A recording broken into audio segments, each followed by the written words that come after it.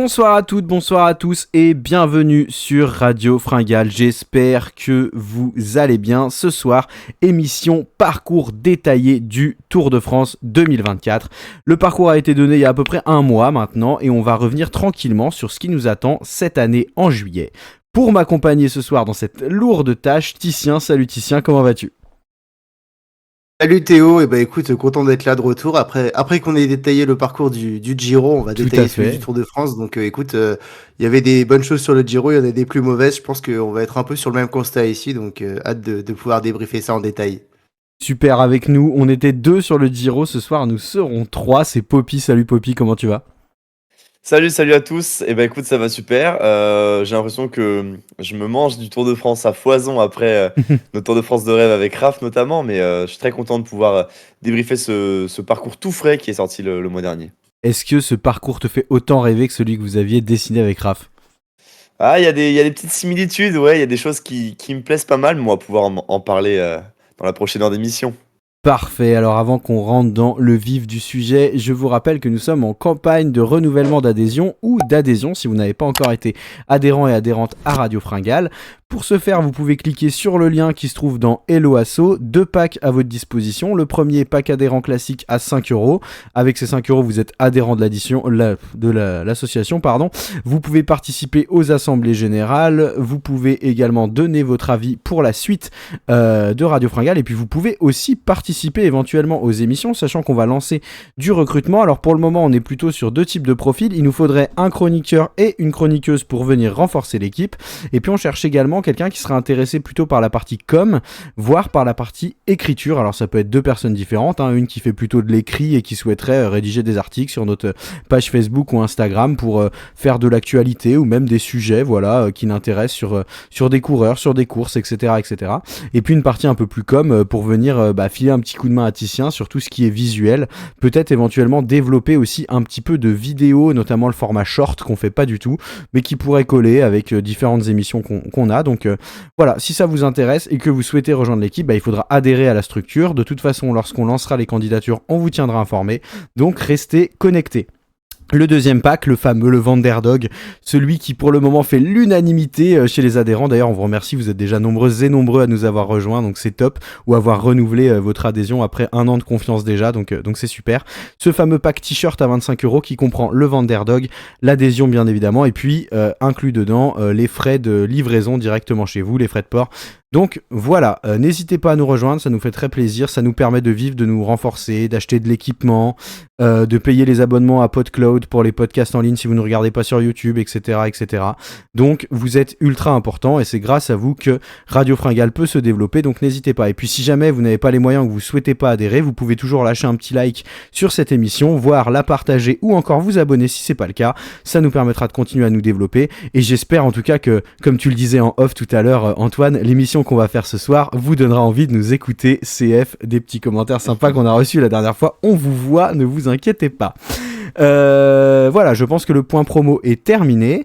On va pouvoir attaquer avec ce profil du Tour de France 2024. Alors, un Tour de France 2024 qui sera atypique et même inédit, messieurs, et ce, à 2 titres. Le premier, le Tour de France va partir d'Italie. Ce sera la première fois de son histoire que le départ du Tour sera donné en Italie, alors que pourtant, on sait qu'il est parti maintes et maintes fois de l'étranger, mais encore jamais d'Italie, donc ce sera le cas cette année. Et puis, une arrivée à Nice, première fois de l'histoire du Tour, que l'on n'arrivera pas sur Paris, et ce à cause ou grâce, je sais pas, à voir, parce qu'on va voir qu'on a de nouveau un format de dernière étape qui est différent, on revient un petit peu dans le passé, ce à cause ou grâce des Jeux Olympiques de Paris qui auront lieu quelques semaines à peine après l'arrivée du Tour de France.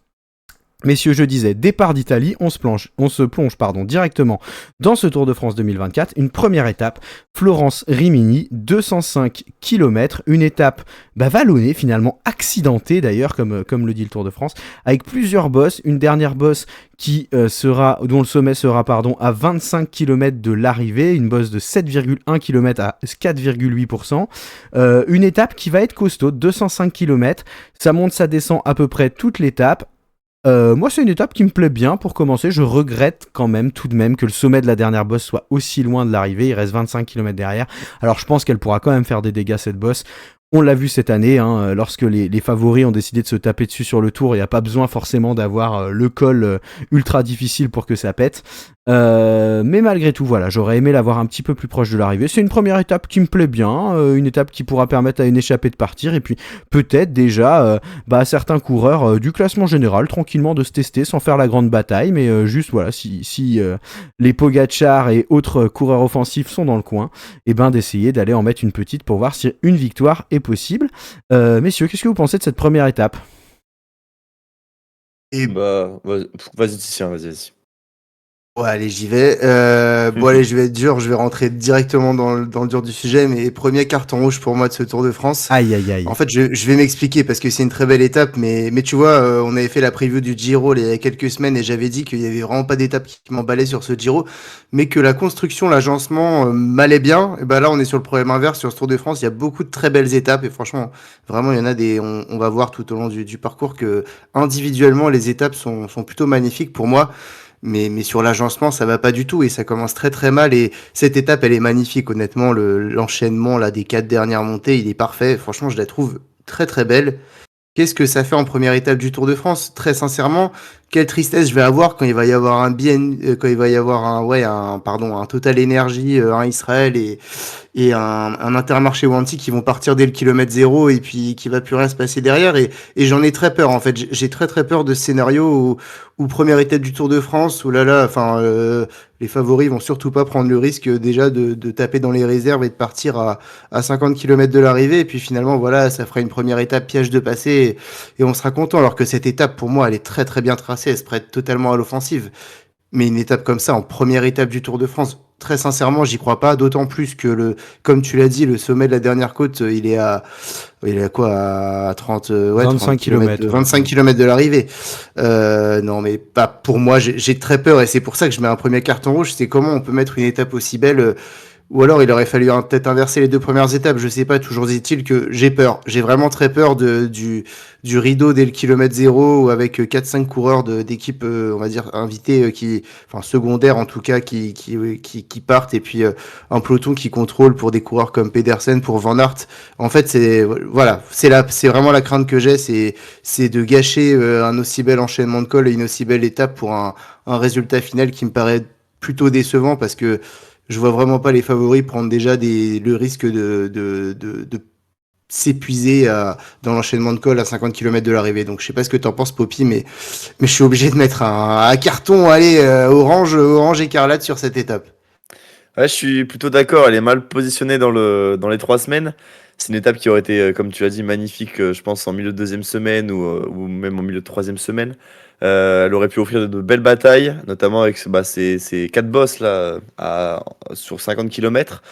On aurait pu avoir aussi peut-être une bagarre entre favoris, même si je pense que les bosses sont pas assez sévères, ou du moins pas assez longues, pour qu'il y ait une vraie bagarre entre les favoris.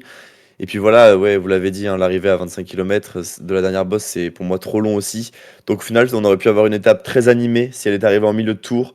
Et malheureusement, le fait de cette première étape directement comme ça, je pense qu'elle va plus nous décevoir qu'autre chose. Là-dessus, je te rejoins, Titien. Je vous trouve un peu dur, messieurs. Vous imaginez pas le scénario où peut-être qu'il y a une première échappée qui part, que des équipes contrôlent derrière et qu'on voit un groupe d'un peu plus costaud, sans parler de favoris, mais de gars qui auraient les cannes de punchers, ou routiers sprinters, ou voilà, qui passent pas trop mal les bosses, peut-être s'attaquer dans ces quatre dernières côtes, sans forcément dire des favoris ou autres, mais il y a quand même de quoi sortir pour des mecs qui roulent bien et qui punchent bien. Il y a de quoi, ouais, mais bon, je sais pas si première étape, tu as directement envie de te mettre à 200%. Alors certes, il y a l'occasion de porter le maillot jaune pendant au moins 3 étapes. Cette petite carotte au bout, c'est vrai, mais je pense pas que ça sera suffisant, hein. Je pense vraiment que les équipes avec les meilleurs sprinteurs qui passent aussi le mieux les bosses, tiens, c'était les noms tout à l'heure. Je pense que c'est ces équipes-là qui vont contrôler la course pendant 180 km grosso modo pour ensuite essayer d'aller jusqu'à ce sprint final. Donc là-dessus, non, je vois pas vraiment de bataille dedans, quoi.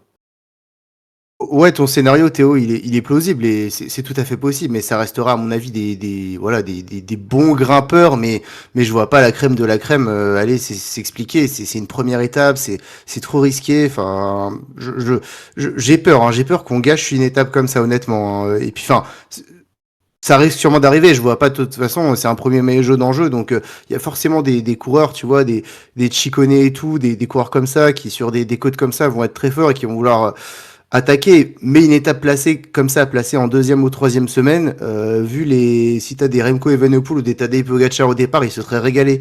Et je pense que malheureusement, ils se régaleront pas comme ça aurait pu être si l'étape avait été placée autre part dans la course. Donc voilà, j'ai un peu peur. Mais écoute, en tout cas, au moins, c'est assez indécis au départ de cette étape, mais j'ai un petit regret quand même qu'on perde pas mal de beaux cols pour finalement un résultat plutôt décevant.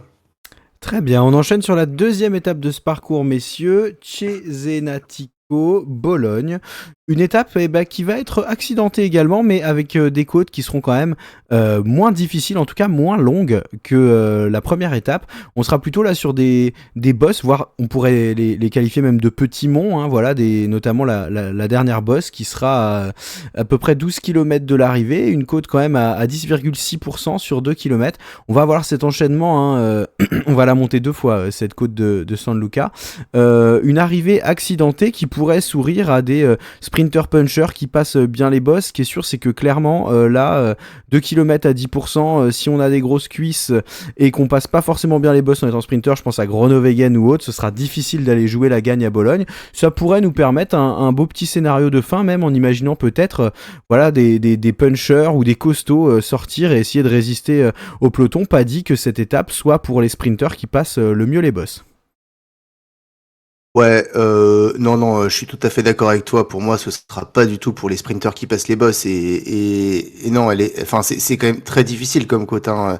On est 2 kilomètres enfin, c'est plus dur qu'un mur de 8 ou quelque chose comme ça. Donc, et puis ensuite, ça redescend pas tout de suite. Il y a une partie de plane et puis il y a 200-300 mètres de remontée un peu pentue avant que ça descende. Donc, non, c'est une belle étape pour puncher. Et là, pour le coup, je vois bien un groupe qui s'isole, voilà. Enfin, là, pour le coup, à mon avis, des Pogacar, des Evenepoel, des Vingegaard, ils seront la bagarre dans la dernière montée parce que derrière, il reste une grosse dizaine de kilomètres, dont 3-4 kilomètres de descente, voilà.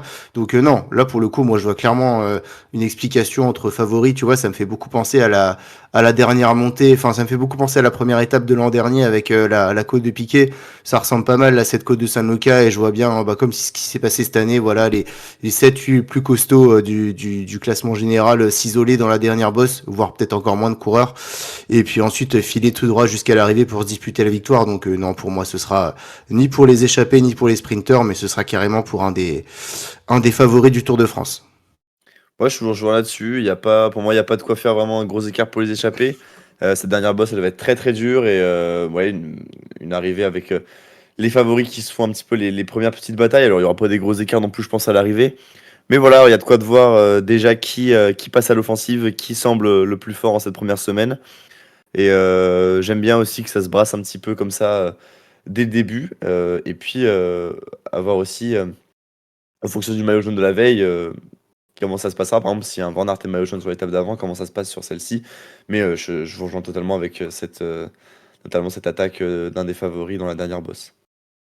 Très bien, bah écoutez, je pense que c'est à peu près tout ce qu'on a à dire sur cette deuxième étape. On va passer à la troisième étape, dernière étape italienne, 225 km entre Plaisance et Turin. Une étape toute plate. Alors il y a deux, trois petites bosses, voilà, rien de bien méchant, hein. Ce sera certainement du quatrième catégorie. On arrivera à Turin, arrivée pour les sprinters, peut-être la vraie, enfin certainement même la première étape pour les purs sprinters où on verra des trains et peut-être le plus rapide sur les sprints plats s'imposer. Ouais, on n'a pas les détails encore de l'arrivée, si c'est sinueux, si c'est une grande ligne droite, etc. Toujours est-il que bon, heureusement que cette étape c'est pas un week-end parce qu'à mon avis, voilà, là pour le coup le scénario avec trois coureurs qui partent des kilomètres zéro et un peloton qui contrôle, à mon avis, on tient déjà le bon et bon bah il en faut des étapes comme ça. Et puis mine de rien, 225 kilomètres, voilà, ça certes c'est plat, mais ça va user les organismes, donc voilà, de toute façon, il faut bien rejoindre la France au bout d'un moment, donc voilà. On traverse toute la plaine pour arriver à Turin et voilà, les sprinters ont rangé leurs freins sur les deux premières étapes, donc ils ont bien mérité leur premier sprint massif. Rien de particulier à dire sur cette étape sinon. L'étape transition, la première, elle est là. Voilà, ça va se faire une petite sieste de 5 heures pour regarder le sprint final à Turin. Donc, il y a rien à ajouter, hein. On va voir déjà les premiers hommes forts pour le maillot vert. Et puis, le retour peut-être des pronos sur Radio Fringale par rapport à ça. La loterie du sprint. La loterie du sprint. Très bien, écoute, dès le lendemain, on sera en France et Titien, je te donne la main pour cette étape 4. Ouais, étape 4, donc du coup de 138 km entre Pinerolo et Valloire, donc à travers 3 cols des Alpes, ça y est, on est en France, on arrive dans les Hautes-Alpes, puis la Savoie. Donc tu as d'abord l'ascension de Sestrières, donc là on a 40 km de montée, alors ça peut être effrayant comme ça, mais on est sur une pente moyenne de 3,7%. Donc voilà, c'est surtout du long faux plat, alors il y aura évidemment des pentes qui monteront jusqu'à 5-6%, puisqu'il y a des replats aussi, mais voilà, c'est plutôt ce qu'on peut symboliser quand même de montée assez plate, on va dire, en termes de cyclisme. Ensuite on enchaînera avec le col de Montgenèvre. Donc là, c'est pareil, 8,3 km de montée à 6%. Rien de bien méchant, un apéritif avant voilà un des cols les plus mythiques du peloton, le col du Galibier qu'on abordera par le Lautaret. 23 km de montée à 5,1%. Alors voilà, Galibier c'est interminable jusqu'au Lautaret, on est vraiment sur des pentes à 4%, et puis les 4-5 derniers kilomètres du Galibier sont un peu plus pentus, avec 2 derniers kilomètres où on est plutôt autour du 8-9%. Mon avis sur cette étape, c'est, je suis désolé, hein, mais pour moi là, c'est une grosse déception. Alors en fait, il y avait déjà eu une étape qui partait de Pinerolo pour aller au sommet du Galibier par le Lautaret en 2011, et c'était une magnifique étape dans les Alpes où ils avaient monté l'Agnelle qui est un monstre sacré, 30 km de montée à près de 7%. Ensuite, ils avaient fait l'Izoard, et puis ensuite, ils avaient enchaîné avec le col du Galibier par le Lautaret. Et quand j'ai appris par les rumeurs qu'il y avait cette étape Pinerolo-Valloire, bah, je me suis dit, oh, ça y est, là, ils vont proposer la grosse étape de montagne en 4e jour. Et bah très sincèrement, même si certains vont bien aimer cette étape, moi je suis quand même assez déçu, et j'aurais bien aimé une étape monstrueuse dès les premiers jours de course, parce que je pense que vu qu'ensuite il va y avoir une grande période sans montagne, les pics de forme auraient pu être totalement différents entre une étape très dure au début et des étapes qui vont être très dures à la fin. Et très sincèrement, je la trouve pas extrêmement compliquée cette étape. Alors Christian Prudhomme, il dit jamais le tour n'a été aussi haut aussitôt, certes, mais ça reste quand même des montées très très roulantes, et Sestrières, personne ne sera lâché, Montgenèvre non plus, il va y avoir une petite échappée de grimpeurs, mais voilà. Et puis le Galibier par le Lautaret, alors ça reste le Galibier, mais c'est pas effectivement la face nord où on monte par le Télégraphe, et cette face très difficile, donc c'est un apéritif, mais voilà, s'il se passe des choses, très sincèrement, ce sera une attaque d'un favori dans les 2 derniers kilomètres du Galibier, avec une descente derrière qui pourrait permettre aux poursuivants de revenir. En tout cas, les écarts ne pourront pas être énormes, sauf énorme défaillance d'un favori. En fait, c'est la seule chose sur laquelle on peut compter, puisque la bagarre, elle aura du mal à avoir lieu, mais c'est un favori qui est vraiment pas bien ce jour-là et qui est en défaillance. Mais je suis déçu, parce que je trouve moi qu'il y avait des choses à faire sur cette étape, et j'aurais adoré une grosse étape de montagne en début de tour. C'est pas le cas, mais voilà. On va dire du coup, je sais pas ce que vous en pensez, mais pour moi, c'est un petit apéritif du coup. Ouais, en fait, je suis assez mitigé sur cette étape aussi. Je serais pas aussi sévère que toi, je pense. C'est quand même une belle étape sur le papier. Enfin voilà, on a quand même trois cols, dont deux à plus de 2000. On a le fameux, on a le Galibier, qui est quand même un col très difficile, malgré le fait qu'on l'aborde par le côté du Lautaret. Je suis un petit peu déçu de la redescente sur Valloire, j'avoue. Mais c'est quand même une belle étape. Faut pas non plus cracher dessus, je pense. Euh, ça va rouler dans les 2 premiers cols. Là-dessus, je te rejoins totalement, Titien. Pour moi, les 2 premiers cols, enfin, ils vont même pas être là pour user les organismes, puisqu'on sera vraiment en tout début de tour. Mais par contre, pour moi, il y aura quand même une belle bagarre dans le Galibier. On va quand même essayer de peut-être aller chercher des bonifs, aller chercher peut-être de quoi prendre 30 secondes au sommet pour basculer en tête et aller déjà prendre les premiers écarts. Voilà, je pense qu'il y aura quand même un petit peu de bataille dans ce col du Galibier. Passer en tête au sommet, mine de rien, pour un coureur, c'est pas non plus anodin. Voilà, j'ai juste peur, peut-être, d'une potentielle bagarre pour le maillot à pois, dont les favoris ne seraient pas, enfin, les favoris ne sont pas intéressés par le maillot à pois, mais où justement on laisserait rouler les coureurs à l'avant de l'échappée, et on n'essaierait pas de les reprendre en se disant bon, voilà, on va juste faire notre train dans le Galibier, et puis ensuite on arrivera en groupe. Voilà, c'est juste ma seule crainte, mais bon, j'ai du mal à voir par exemple un coureur comme Pogacar ne pas essayer de choper 30 secondes dans la descente par exemple. C'est quelque chose qui me reste en tête là-dessus. Donc voilà, je ne sais pas trop ce que t'en penses toi Théo, mais moi je suis assez mitigé quoi. Bah, de mon côté, je vous avoue que je pense que cette étape ira pour les échappées. Elle me fait vraiment penser à l'étape dans laquelle Vingegaard a décroché Pogačar très tôt dans les Pyrénées cette année. Une étape où on se dit voilà, sur le papier c'est pas hyper dur, ça devrait aller, enfin voilà, mais d'un autre côté, Titien t'as souligné un truc intéressant, c'est cette histoire de pic de forme. On pourrait se retrouver piégé, et pas forcément parce qu'on est hors de forme ou autre, mais juste parce qu'on n'est pas dans un grand jour, et juste que peut-être quelqu'un qui aura mieux préparé ou autre. Je pense qu'on peut quand même prendre un peu de temps dans ce col du Calibier, mais par contre je vois bien l'échappée aller au bout. Je pense qu'il y a largement ce qu'il faut avant pour que l'échappée se dessine. Je pense qu'il y aura aussi des coureurs qui auront peut-être déjà perdu un peu de temps. On avait vu cette année un scénario avec Jay Hindley qui avait eu du temps à l'avant, et voilà, qui sont quand même des coureurs costauds. Je pense qu'il y aura déjà quelques petits écarts qui se seront faits peut-être dans les 2 premières étapes, ou en tout cas je pense que les favoris se sentiront tellement au-dessus qu'ils n'auront pas peur de laisser partir des seconds couteaux, mais qui grimpent quand même bien. Et comme vous l'avez dit, les ascensions, même si ça grimpe, c'est pas non plus exceptionnel, donc je pense que l'échappée ira au bout, mais qu'on aura quand même une petite bagarre entre les favoris derrière. Rien de bien méchant, mais juste au moins se tester. Voilà, je vois bien un groupe de peut-être même une dizaine de coureurs passer ensemble derrière l'échappée. Et par contre, dans l'échappée, je vois bien 1 ou 2 coureurs se détacher dans le Galibier, les meilleurs grimpeurs, et soit se jouer la victoire au sprint, soit le futur vainqueur passer en tête au sommet du Galibier et aller s'imposer. Voilà, c'est finalement, je trouve que ce qui est dommage, en effet, on le verra, c'est que, comme tu l'as dit, il y a peu d'étapes de montagne derrière. Donc il va y avoir un gros trou, mais pour une première vraie étape de montagne, je la trouve correcte, et je pense qu'elle pourrait déjà amener, sans dire des surprises, au moins un petit peu de bagarre. Peut-être aussi qu'on va pas hésiter à s'attaquer, parce que derrière il y aura le temps de se refaire un peu la cerise et tout, donc ouais, elle est pas exceptionnelle, mais voilà, pour moi, échappée et petite bagarre de favoris derrière. Ouais, ça c'est un scénario qui est clairement possible, et il y a un truc aussi qui est, étant donné qu'il n'y a pas d'étape de montagne ensuite quasiment jusqu'aux Pyrénées, un mec qui serait en échappée, qui aurait pas perdu beaucoup de temps et qui là justement prendrait pas mal de temps sur le premier groupe des favoris, bah s'il sait résister sur le chrono qui va arriver après, il pourrait garder le maillot jaune un paquet de temps, hein, nous faire peut-être un scénario à la Philippe 2019, mais en tout cas ça...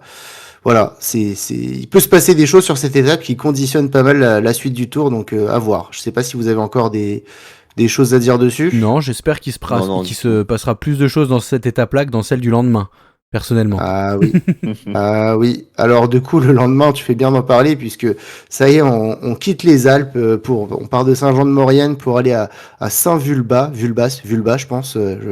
S'il y a des spécialistes de la prononciation, ils nous diront. Mais une étape de 177 km, bon, une étape de plaine. Très sincèrement, il y a 2 petites côtes au milieu, mais on est sur des pourcentages à 3-4% sur les 2 côtes. On est sur le Tour de France avec des sprinteurs en début de tour qui seront en forme, qui ont eu qu'une seule occasion jusqu'à là. Donc là, bon, écoutez, je vous fais pas de suspense, on devrait assister encore une fois à une belle procession et un sprint royal à Saint-Vulbas.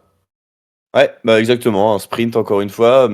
Ces petites bosses au milieu de parcours, bah voilà, c'est juste des dos d'âne pour les coureurs littéralement. Une arrivée au sprint groupé, et puis bah pas de changement pour les maillots, à part peut-être le maillot vert, mais voilà, le début de tour n'aura fatigué personne, donc voilà, vraiment j'ai pas grand chose à ajouter sur cette étape. Eh bien écoutez messieurs, tout pareil, pas mieux à dire, et il en sera de même pour l'étape suivante. Titien, je te laisse la présenter. Ah, t'es sympa, tu as des belles étapes, hein, franchement là. Régale-toi. En tout cas, si vous avez quelque chose à faire les mercredis 3 et jeudi 4 juillet, voilà, s'il y a 2 après-midi où il faut pas être devant, enfin en tout cas vous pouvez éviter d'être devant votre télé, vous avez des choses à faire, prenez-les, parce que voilà, encore une fois sur cette étape de Dijon, là, celle du lendemain du 4 juillet, donc on part de Mâcon, on arrive à Dijon, 163 km. Je suis même pas sûr qu'il y ait une seule côte de répertoriée par ASO sur le parcours, tant si on reprend cette célèbre phrase de Patrick Chassé sur Pro Cycling Manager, du plat et encore du plat. Donc voilà, encore une fois, on peut espérer, parce que c'est la mode maintenant, qu'il n'y ait plus de groupe d'échappés sur ces étapes. Donc espérons quand même qu'il y aura quelques coureurs qui seront assez vaillants pour partir à l'avant. Mais en tout cas, voilà, on aura un 3e sprint normalement sur ce Tour de France à Dijon. J'ai rien de plus à vous dire. Je ne sais pas si vous arrivez à trouver un petit commentaire à faire sur cette étape. On arrive à Dijon. Ouais, départ de Mâcon aussi. Voilà, c'est à peu près tout. Après, écoute, Titien, tu nous as dit ce serait bien qu'on essaye de pas passer plus de 2 minutes sur les étapes de plat. Je pense qu'on a réussi sur celle-là. Nouveau record. Bon, après, au moins, ils ont tenu parole puisque Poppy, tu vas présenter la suite et ASO avait dit que leur nouveau dogme, c'était pas plus de 2 étapes de plaine de suite. Donc, effectivement, ensuite, l'intérêt va un peu plus revenir sur la course. Ouais, étape 7, du coup, premier contre-la-montre individuel de ce Tour de France, entre Nuit-Saint-Georges et Gevrey-Chambertin. Un petit contre-la-montre sympathique avec voilà, une petite bosse au milieu. Pas exceptionnelle non plus, hein, on va pas non plus se le cacher, c'est pas des énormes bosses comme on a pu avoir cette année. Mais voilà, petit contre-la-montre qui arrive là. Alors, est-ce que victoire d'un spécialiste, est-ce que victoire d'un favori? Je pense quand même que les spécialistes restent les plus à même de remporter ce contre-la-montre là. Donc voilà, première, on va dire, après une semaine de course, peut-être petites indications concernant le niveau des favoris sur un chrono individuel. Voilà, est-ce que c'est possible que tu prennes 20 secondes, 40 secondes? Je sais pas trop, voilà, mais en tout cas, peut-être la première vraie occasion de se rendre compte de qui est en forme ou pas. Ouais, j'aime bien ce chrono, je trouve qu'il est dans la lignée des chronos qu'on nous a un peu mis ces derniers temps où on n'a pas de vrai chrono tout plat sur le Tour de France, c'est toujours un peu accidenté, un peu technique. En tout cas là, il y aura cette petite bosse au milieu comme tu l'as dit, moi je la donnerais plutôt, je pense qu'il va y avoir grosse bataille entre les favoris du classement général et les coureurs spécialistes du chrono, je la verrais même plutôt aller vers des favoris du classement général. Je pense que si un Pogacar est là, même un Remco, même un Vingegaard, hein, c'est typiquement le genre de chrono qui vont adorer, même si ça monte pas de ouf non plus, comme tu l'as dit. Je vois bien une très très belle bataille favori du classement général spécialiste sur cette course, et mon avis irait même plus vers un favori du classement général. Ouais, je te rejoins totalement. De toute façon, maintenant sur les grands tours, les favoris des chronos, souvent c'est les favoris du classement général tout court. Et vu que sur le Tour de France, effectivement, comme tu l'as dit, retrouver des Pogacar, Evenepoel, Vingegaard, Roglic, etc. Il n'y a pas à douter qu'ils trusteront les premières places sur un chrono comme ça avec une petite bosse très rapide au milieu. Mais voilà, ce chrono pour moi déjà c'est mon premier, on va dire +1 de ce Tour de France. C'est vraiment la première étape. Je trouve que j'aime beaucoup. J'aime beaucoup les chronos en fait en première semaine, beaucoup moins, on en reparlera plus tard, ceux en troisième semaine, mais voilà, ça va ouvrir la course, ça va créer des écarts entre les favoris et éviter ensuite que dans la montagne, ils soient dans le même temps et qu'ils attendent, donc je trouve ça très très bien, et puis méfions-nous, parce que cette année, on avait un chrono encore beaucoup plus court et on a eu des écarts démentiels, donc à mon avis, c'est la première, pour les favoris, la première étape clé de ce Tour de France, c'est là la première fois que vraiment il faudra répondre présent et essayer d'aller chercher du temps à ses adversaires et même sur 25 km ça paraît court comme distance vu les performances qu'on a vues ces dernières années sur les chronos on peut très bien avoir déjà des gros écarts donc attention là ce sera vraiment un premier moment clé de ce Tour de France et qui conditionnera beaucoup de choses sur le reste du scénario des 2 semaines et demie suivantes. Ouais, de toute façon, il va falloir sur tous les chronos, j'ai l'impression maintenant, il faut les surveiller dans le Tour de France. Donc, mais ça va être intéressant avec cette petite bosse au milieu. Vous avez un truc à rajouter ou pas? Non, c'est bon pour moi. Non. Parfait. Eh bien, étape 8, retour d'étape de plaine entre Sémur-en-Auxois et Colombey-les-Deux-Éclises. Étape, encore une fois, de transition. J'arrive pas trop à savoir en fait si ces petites bosses, ces petites côtes au milieu du parcours, enfin pendant tout le long du parcours, vont permettre de vraiment faire une différence pour des punchers. Il y a 176 km, c'est quand même une étape relativement moyenne, j'allais dire classique, mais j'aurais quand même dit peut-être un petit peu courte. Je pense pas que les côtes font faire une réelle différence. En tout cas, je les trouve pas assez costauds. Je vois peut-être un groupe d'échappés essayer de se former, mais quand même se faire reprendre par le peloton et avec une arrivée. Il me semble que l'arrivée est en côte, si je dis pas de bêtises, non? Ouais, il y a J'ai une légère l'impression. pente, ouais, tout à fait. Ouais. Donc voilà, je pense quand même arriver au sprint, mais voilà, je vois pas vraiment de. Enfin, en fait, j'arrive pas. Je vais me tromper, mais j'arrive pas à me trouver. Enfin, je trouve pas que ces côtes-là vont créer une réelle. Donner un réel moyen pour les échappés d'aller jouer la gagne. Bah écoute, tu vois, moi celle-là, même si elle est annoncée en pleine, je la vois bien pour les baroudeurs. Et ce pour deux raisons. Cette année, trouve que ça fait quand même 2 ans qu'ils nous font ça, les coureurs du Tour. Cette année, on a vu des étapes où il y avait des côtes qui paraissaient rien du tout au début des étapes. Mais l'enchaînement des côtes et le fait que la course soit hyper dure, des fois les échappées partaient pas. Par exemple, là, moi, je vois bien, hein, très honnêtement, l'échappée ne pas vraiment partir avant le kilomètre qui doit être le kilomètre 60. Là, donc il y a un enchaînement de 3-4 boss, 3-4 boss au début. Après, ça redescend un peu, puis de nouveau, il y a des boss. Moi, je vois bien une course hyper dure. Avec des baroudeurs qui en mettent de partout, ça part de tous les côtés, même peut-être vu qu'en plus on sera en lendemain de chrono, peut-être que certains auront perdu du temps. On sait que voilà, alors l'étape du lendemain sera technique, mais on est dans un moment où il n'y a pas forcément d'étape de montagne, où on peut se permettre d'en envoyer un peu, on aura le temps de récupérer. C'est le genre d'étape où je vois bien un groupe de baroudeurs partir après une grosse bataille au début, et tu vois, mine de rien, bah oui, ok, c'est pas des côtes hyper dures, mais tout le long du parcours, ça monte et ça descend. Ça monte un peu, mais ça monte quand même. Et je me dis que c'est le bon moment pour voir une étape ultra animée et un groupe ouais, c'est ça, de baroudeurs vraiment de gros costauds. Je vois bien les Matej Moric, voilà, ces gars qui sont capables de faire des grosses échappées, qui ont des gros moteurs, les mecs forts qu'on va retrouver en fait à l'avant dans toutes les étapes de baroud, comme ça arrive souvent sur les tours. L'année dernière, par exemple, c'était Derek Guy sur le Giro, il était toujours à l'avant, c'était comme ça, il était là, c'était lui. Et ben voilà, ce type de coureurs là qui vont animer cette étape, moi c'est exactement le genre d'étape où je pense qu'il faut regarder la première heure de course, parce que ça va péter partout. Après, le groupe d'échappés sera parti, puis là ça va se calmer, puis il faudra regarder la dernière heure et demie de course, les dernières heures, quand ça va s'attaquer devant les échappés et que ça va être un peu fun, parce qu'il restera de quoi jouer la victoire dans les petites bosses de la fin. Donc ouais, moi, même si elle est annoncée en étape de plaine, je pense que cette étape peut être très fun pour un samedi. Ouais, je suis d'accord, j'aime beaucoup cette étape aussi et tu vois, moi je suis totalement d'accord avec ton scénario, je pense que c'est ce qui va se produire. En fait, cette étape, au début, elle me faisait penser à l'étape de Limoges de cette année avec le Ouais, final un peu ardu, et puis j'ai revu l'étape de Limoges et à part le final, en fait, les 150 premiers kilomètres, c'était vraiment tout plat et ce qui c'était expliquait moins que dur. ce soit une échappée pas vraiment une échappée de costaud, en tout cas, qui soit, voilà, une échappée qui est partie sur la plaine. Tandis que là, cet enchaînement de 3 petites bosses, qui sont pas des bosses ultra difficiles, mais on a vu sur un Tour de France, quand ça essaye de sortir, ça essaye vraiment de sortir à bloc, et ça en met de partout, et d'une, du coup, ça va permettre à vraiment des gaziers et des costauds de sortir, et de deux, ça va fatiguer les sprinteurs et leurs équipiers.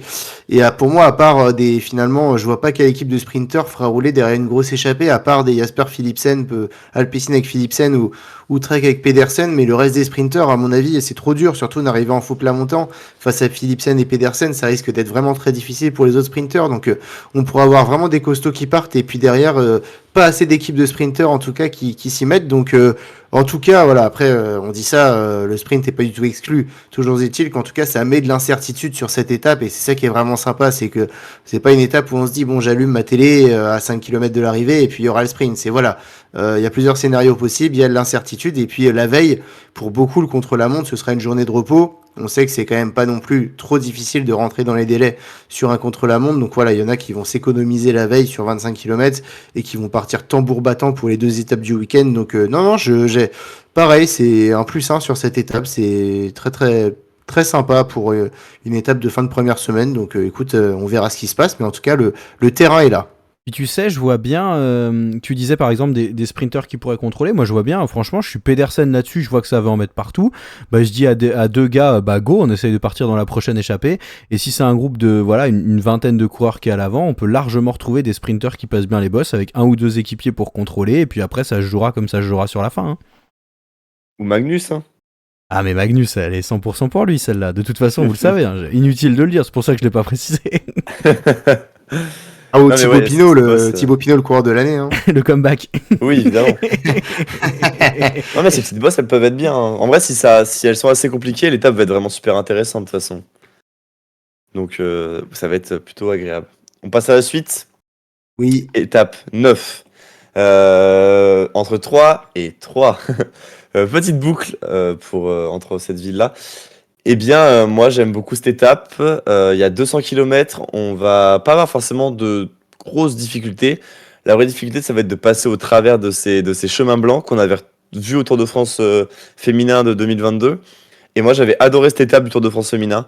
Il y avait eu plein d'incertitudes, plein de... il y a eu des faits de course, des crevaisons, comment on aborde ces chemins-là, etc.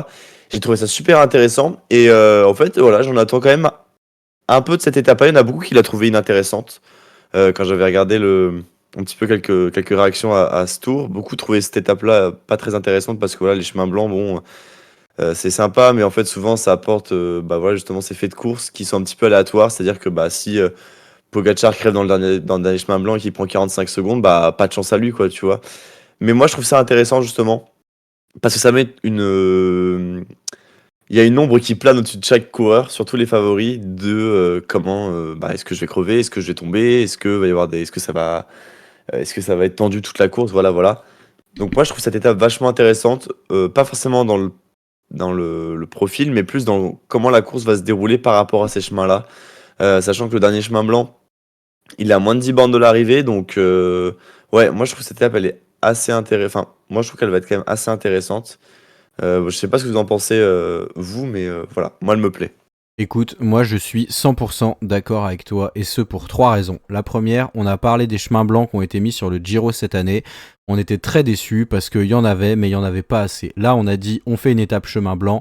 Il y a 14 chemins, plus ou moins longs, mais il va y en avoir tout le long et il va y en avoir jusqu'au bout. Alors comme on l'a dit, plus ou moins long, plus ou moins difficile avec du dénivelé, pas du dénivelé. Bon voilà, moi ça me plaît de ouf. Ensuite, sur le côté incertitude, bah, je suis aussi vachement content parce que j'ai envie de dire, bah le vélo, c'est ça, un tour, c'est ça. Et je suis content que dans la course, alors oui, peut-être que ça va être injuste, oui, machin, mais je vous rappelle que par exemple, et vous savez que je l'adore, pardon, l'ami Primoz Roglic, sur l'étape des pavés, il chute pourquoi ? Parce qu'il y a une moto qui a tapé une botte de paille et du coup, il se la prend derrière. Et bah voilà, ça aussi, c'est de l'incertitude, ça aussi, c'est un coup de pas de chance.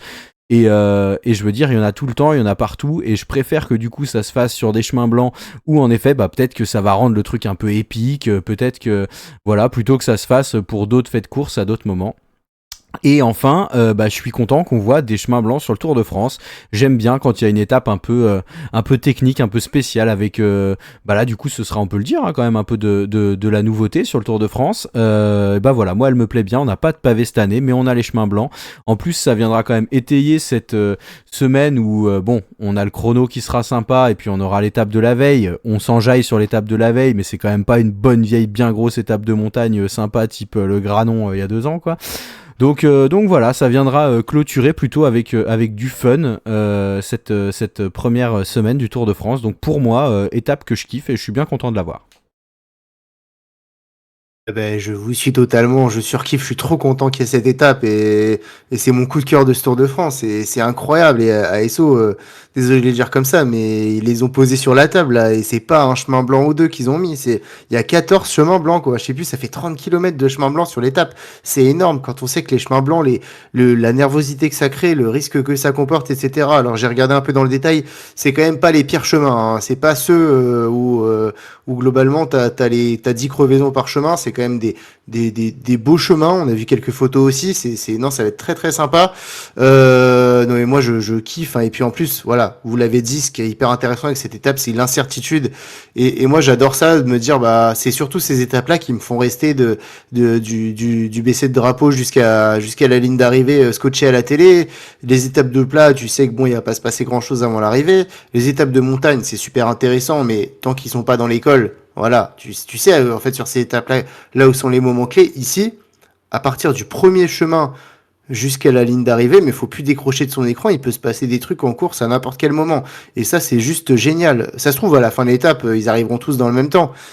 Mais toujours est-il que ça va créer quelque chose et non, moi je trouve ça génial, ça change ça bouscule un peu les codes, ça va bousculer également les coureurs et voilà, et je suis désolé Théo, je pense que Primoz Roglic, il va pas être très serein au départ de cette étape. J'espère qu'il y aura pas de botte de paille. Tu m'étonnes.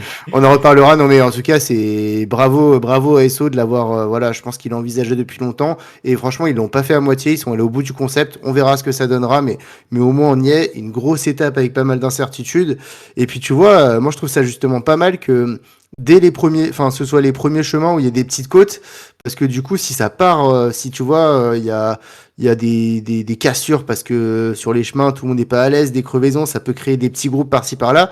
Et si ça part en plus avec les chemins qui sont en montée, et ben derrière, ça peut donner 50-60 km de folie sur le plat, sur la fin de l'étape. Donc, non, je trouve qu'elle est très très bien tracée. Encore une fois, On blâmera pas les organisateurs s'il se passe rien parce que c'est les coureurs qui font la course. Et de toute façon, je pense que la majorité des favoris seront plutôt sur une posture défensive en mode ouf, demain c'est la journée de repos, on a passé cette journée sans encombre, mais ça va générer la nervosité. Enfin voilà, toutes ces étapes pavées qu'on a vues ces dernières années, c'était toujours sympa, même si à la fin ça générait pas forcément d'énormes écarts. Donc bravo à SO et j'ai trop hâte de voir cette étape. En tout cas, je trouvais le début en termes d'agencement, le début de semaine un peu raté à mon goût. Bah, j'aime beaucoup cette fin de semaine en tout cas et voilà une belle étape pour clôturer les 8 premiers jours de course. Je reprends la main. Le lundi 8, première journée de repos, comme tu le disais, Titien. Et la 10e étape du mardi 9, on va partir d'Orléans, on va arriver à Saint-Amand-Moron, ce sera plat, mais, micro-boss qui pourrait peut-être permettre une attaque d'un puncher un peu fou à, je sais pas, ça doit être à peu près une 5-6 km de l'arrivée.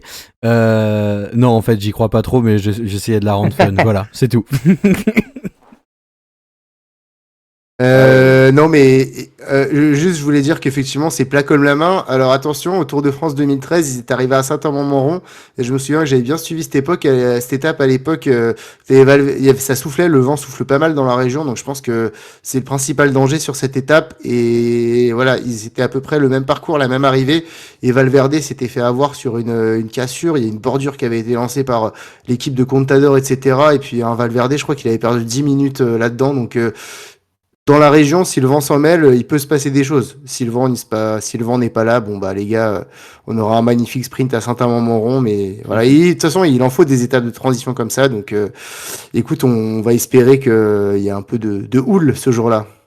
Il va falloir espérer parce que sinon il va vraiment rien se passer. Moi je suis juste content qu'on passe dans le centre, voilà. Ça faisait des années là qu'on attendait ça. Non mais plus sérieusement, oui, bah il y a rien à ajouter, hein, ça va être plat, plat comme tout et on va attendre le dernier kilomètre.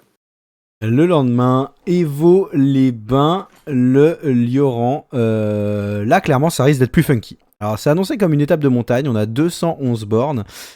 Du kilomètre 153 au kilomètre 211, bah ça va grimper, hein, ça va grimper, et notamment avec cet enchaînement de 4 difficultés sur la fin. Alors on a le col de Néron, 3,8 km à 9,1%, ça a l'air difficile, très difficile. Ensuite on enchaîne avec le Puy-Marie de Pas-de-Pérol, 5,4 km à 8,1%, là aussi ça risque de piquer un petit peu, sachant que l'enchaînement il y a juste un replat entre les deux bosses puis on repart.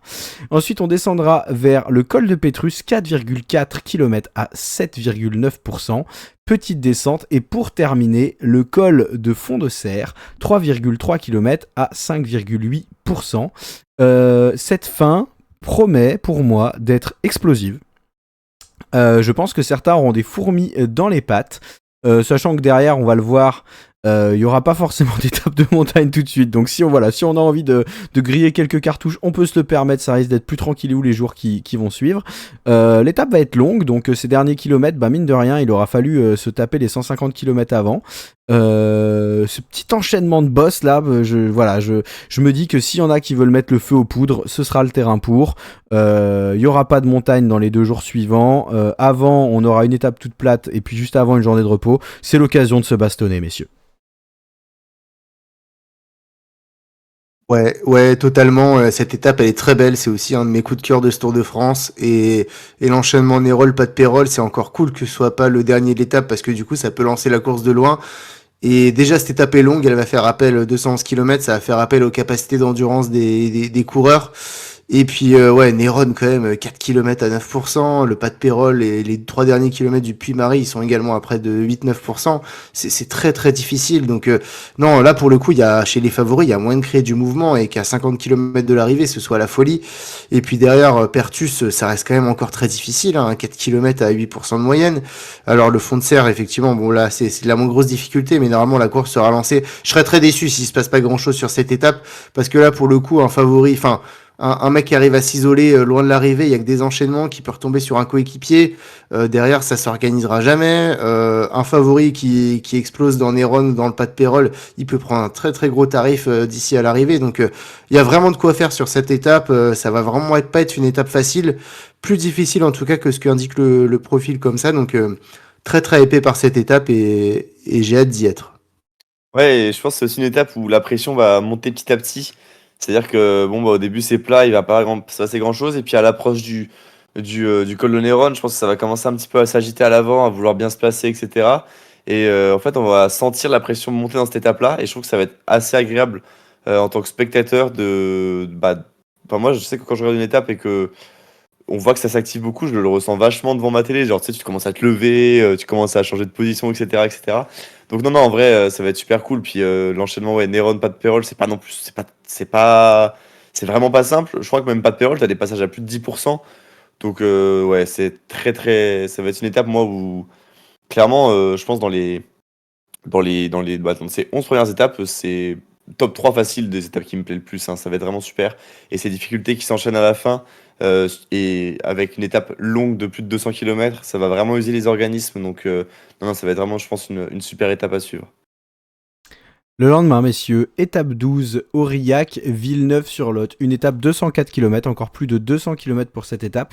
Étape qui me fait un peu penser à l'étape 8, avec quelques difficultés au début qui vont permettre à une échappée de partir. Je vois bien une nouvelle fois des costauds, là, des baroudeurs mettre la main sur la course. Alors ce sera moins difficile sur la deuxième partie de la course, mais si ça a été ultra costaud, ultra physique dans les 100 premiers kilomètres où il y a tout ce qu'il faut pour se bastonner, pas dit qu'il reste des coéquipiers, pas dit que les sprinters puissent être accompagnés sur la deuxième partie, et si on a un groupe de costauds à l'avant, ça ira au bout, sachant qu'il y a des petites bosses sur la fin qui vont permettre notamment aux coureurs devant de continuer peut-être à prendre de l'avance. Voilà, pour moi une vraie étape pour baroudeur. Je la donne pas aux sprinters celle-là non plus. Dans ma tête, ce sera une échappée de costauds qui vont faire la course. Voilà, t'es optimiste, je trouve, mais écoute, c'est vrai que le terrain ouais, il est bizarre ce profil quand même. On a l'impression que c'est dur. Il y a une grande descente à un moment, mais je pense que c'est quand même pas très très compliqué. Donc c'est possible ton scénario. Moi, je garderais quand même celui d'un sprint sous le coude. C'est vrai qu'à partir de les 100 derniers kilomètres, quand même, c'est assez plat, hein, franchement. Il va pas se passer grand-chose. On a l'impression que c'est très difficile au début. Alors certes, ça monte, ça descend. C'est quand même des pourcentages qui restent assez faibles. Je vois que la côte la plus dure, là, c'est 4 kilomètres à 5%. Donc oui, c'est possible. En tout cas, heureusement qu'il y a ce début d'étape qui peut laisser présager de l'incertitude, parce qu'ensuite ça va être du plat et encore du plat jusqu'à l'arrivée. Donc euh, écoute, j'attends de voir. Dans tous les cas, je préfère me dire que ce sera pas que ce sera un sprint pour pas être déçu, et tant mieux si ça permet à un groupe de costauds de partir devant, mais c'est quand même ça va être quand même dur pour les attaquants de résister sur la dernière partie où là pour le coup les équipes pourront s'organiser, donc à voir. Non, je te rejoins totalement. Pour moi, c'est une étape où il va grosso modo rien se passer. Les différentes côtes qu'on a vraiment sont pas difficiles. Et puis la dernière côte, au final, elle va arriver à quoi? À 60 km de l'arrivée. Donc, voilà, franchement, non, non, ça va se finir au sprint. Et puis, enfin, ça va s'emballer comme ça. Je pense vraiment pas qu'il y aura d'échappée qui ira au bout, ni même d'attaque de favori ou quoi que ce soit. Donc voilà, vraiment, je m'attends vraiment à un sprint encore une fois sur cette étape. Tiens, je te donne la main pour la magnifique étape à Gimpot. C'est à moi? Ouais, j'y vais. ouais, vas-y. C'est une étape de chaîne, c'est forcément j'ai pour toi, l'impression que tu vas à reculons là, tu vas à reculons, Titien. Assume. Hein. Non, bah écoute, écoute, un peu déçu parce que ça avait été vendu par Christian Prudhomme pendant l'annonce comme une étape pouvant largement convenir à des baroudeurs, à des punchers, etc. Parce que le final vers Pau était très accidenté. Quand je découvre le final de l'étape, effectivement, il y a des petites côtes. Je sais pas si c'est suffisant. En tout cas, pour moi, c'est pas suffisant pour décrocher des Philipsen et des Pedersen. Il faut vraiment qu'il y ait un bon groupe de costauds. Le problème, c'est que le début de l'étape, alors oui, il y a des petites côtes, mais là, pour le coup, tu vois, il y a rien de répertorié. Voilà, on est à 39 mètres d'altitude, on monte ouais, non, franchement, ça va pas être très difficile. Donc, j'ai du mal à voir un groupe de gros punchers partir devant. Donc, Non, pour moi, ça va se jouer vraiment dans ces 20 kilomètres là, entre le kilomètre 133 et le kilomètre 148, avec un enchaînement de trois petites côtes. Si là, il y a un groupe de costauds qui arrive à sortir, ça peut le faire jusqu'à l'arrivée. Et sinon, tu vois, pour le coup, un Mats Pedersen, c'est une étape que je trouve parfaite pour lui. Et je pense que l'équipe Trek, là, pour le coup, ils vont essayer de... Lidl Trek, maintenant, ils essaieront de contrôler... Philipsen aussi, il passe quand même plutôt bien les bosses. Donc là, et puis ensuite, faut pas oublier qu'après celle-là, il y aura plus qu'une seule opportunité de tout le Tour de France pour les sprinteurs. Donc ils vont tout faire pour moi pour essayer d'avoir l'étape. Donc je parie sur un sprint remporté par un sprinter costaud type Philipsen, Pedersen. Ouais, assez d'accord avec toi là-dessus. Les toutes petites côtes, bah, en fait, c'est un peu l'inverse de l'étape d'avant. On avait les côtes au début. Là, on a plus les côtes vers la fin. Mais oui, un sprinter costaud, on est en milieu de tour, donc voilà, ça va commencer les coureurs vont commencer à ressentir un petit peu de la fatigue aussi, surtout les sprinters, je pense. Et ouais, je vois bien un petit peu ce genre de profil-là. Après, on n'est pas non plus à l'abri que voilà, je sais pas, c'est qu'une échappée se fasse un peu par hasard, un peu comme Victor a fait cette année en Espagne. Peut-être pas le coup du kilomètre, mais tu vois, mais t'accélères à la dernière côte, personne réagit, bon bah ça part et derrière bah tu finis un petit peu tout à bloc. Non, non, mais en vrai, je sais pas, mais je pense quand même que ça devrait finir sur un sprint. Mais je sais pas, j'ai l'impression que peut y avoir une petite surprise qui va se faire, parce que tu vois, c'est le genre d'étape où on se dit, bah ouais, forcément, ça va se finir au sprint, voilà, c'est tranquille toute la journée, etc. Et en fait, ces difficultés de la fin, bah, elles sont peut-être pas abordées de la même manière par les différentes équipes.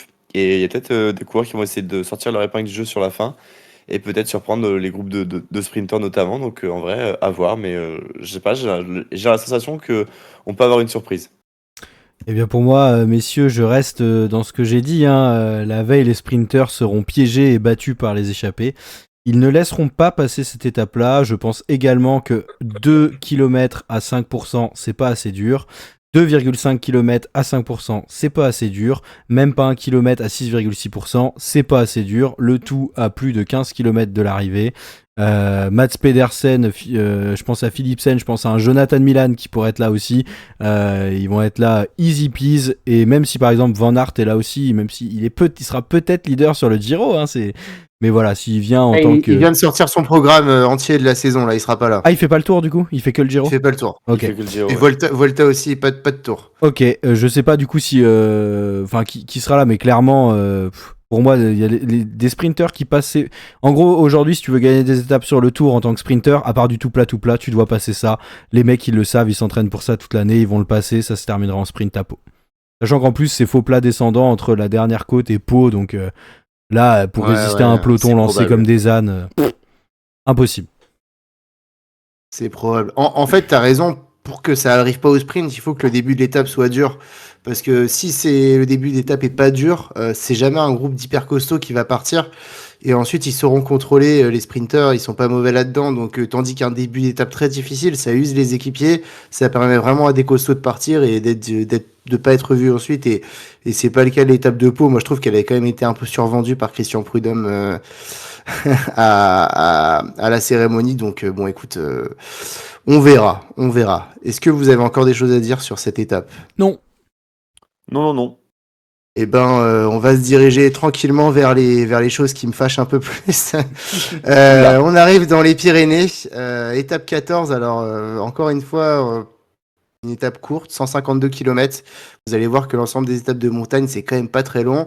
Pau, Saint-Lary-Soulan, plein d'adais. Bon, après, on parlera de l'étape d'après, mais je trouve que l'enchaînement est très mauvais. Et pour moi, cette étape en entrée des Pyrénées, malheureusement, c'est pas ce qu'il aurait fallu faire. Pourquoi? Parce que je trouve que, alors certes, le début d'étape est plat, mais l'enchaînement Tourmalet, Ourquette, Saint-Lary, je trouve qu'il est pas mal.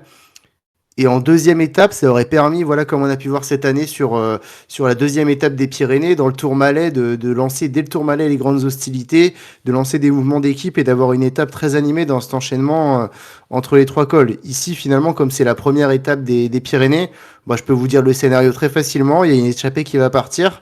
Ensuite, il y a la Jumbo, UAE ou l'autre équipe dominante du Tour qui va contrôler dans le Tourmalet où il va rien se passer, qui va contrôler dans la Orquette des 6 ans. Et pour moi, on sera sur une course de côte à Saint-Lary-Soulan. Alors Saint-Lary-Soulan qui est une montée très difficile, hein, mais par rapport au potentiel qu'aurait pu avoir cette étape, je suis déçu parce que parce qu'elle aurait vraiment pu en avoir. L'enchaînement est vraiment pas mal et je vois pas cette étape du coup péter dès le Tourmalet et je trouve ça dommage. Je sais pas ce que vous en pensez, vous. Ouais, moi j'aime bien cette étape quand même. Je trouve que l'enchaînement est vraiment sympa avec le Tourmalet dès le début pour faire du mal et ensuite en 6 ans un petit peu plus simple. Et puis Sanary-Soulan qui est quand même une montée assez exigeante. Je l'aime bien cette étape. Je trouve que t'es un petit peu sévère là-dessus. Alors je comprends en fait par rapport à l'étape d'après. Je pense que l'inversement des deux aurait été peut-être plus intéressant. Mais je la trouve quand même intéressante. Je l'ai dit avant, on arrive quand même là, on arrive sur la fin de la deuxième semaine du tour. Voilà, tu commences un peu à être fatigué quand même. Alors, il y a aussi c'est un problème un peu dans le tour voilà, de mettre l'école mythique, l'école difficile en milieu d'étape. C'est souvent les trucs où genre, bah, ça passe au train et il se passe pas grand-chose. Après, il y a l'enchaînement ici qui permet pour moi d'avoir quand même des attaques dans le Tourmalet. Alors, certes, c'est loin. On n'est plus forcément aux époques où Andy Schleck faisait des numéros, etc. Mais mine de rien. On a eu le Granon quand même, les gars. Ouais, on a eu le Granon, tu vois, mais tu pars pas en solo à 80 bandes du Granon, quoi. Vingegaard, cette année, il a quand même tout fait péter dans un col des Pyrénées parce qu'il se sentait très très fort. Enfin. Oui, mais tu vois, je vois pas Vingegaard ou l'un des favoris attaquer dans le Tourmalet direct, quoi. Ah ouais. Non, moi, je pense que ça va. Ah non, pas du tout. Pour moi, ça va. En gros, ça va être tempo sur le Tourmalet, retempo sur la Rourcade dans 6 ans, et puis Ah, je suis on s'attaque d'accord. dans Sanary-Soulan. Malheureusement, ça va être comme ça, je pense, maintenant, au vu comment ça se passe au Tour de France depuis des années, ça va être comme ça, alors que bah, l'enchaînement, il est super. L'enchaînement, il est vraiment super bien.